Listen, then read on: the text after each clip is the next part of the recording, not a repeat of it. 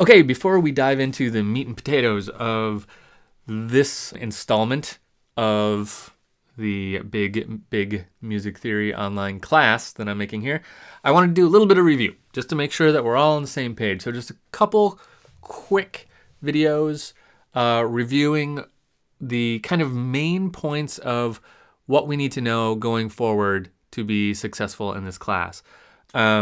I'm not going to review everything that we've covered in the first two versions of this class, but the kind of most relevant things that I want to be sure that we're on the same page on before we go forward.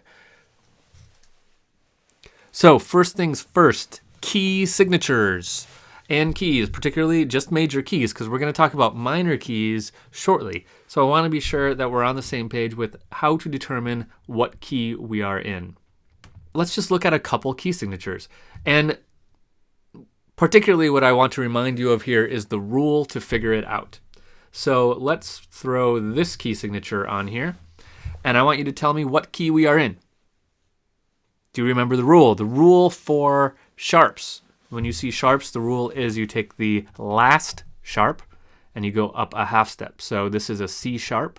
So we're going to go up a half step, and that makes a D natural, a D.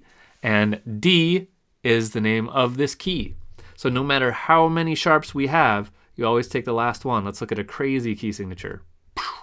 This one, crazy key signature. If you were playing a piece in this key, you would be mad at the composer. What do we call this key signature? We're going to take that last sharp. That last sharp is a B. B sharp. They can happen. They can exist. We're going to take that and we're going to go up a half step to C. But this is not the key of C, because if we look through the key signature, C is already sharped. So that means this is the key of C sharp.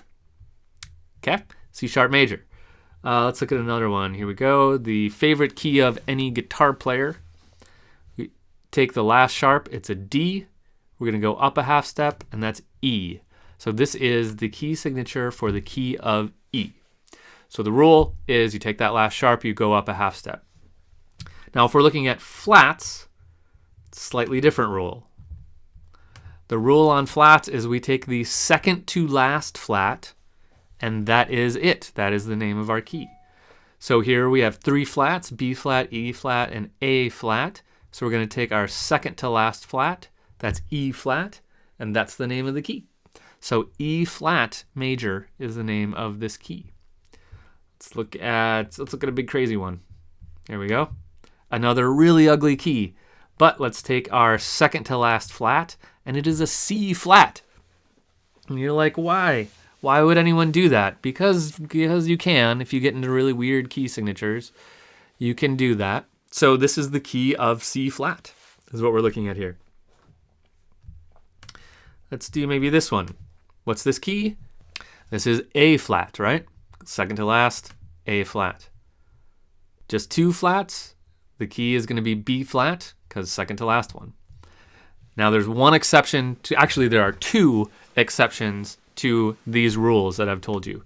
The first one is when we have one flat, because we can't take the second to last accidental in the key signature because there's only one.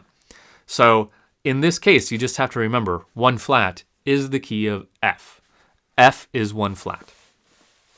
The other exception to all rules is if there are no sharps or flats.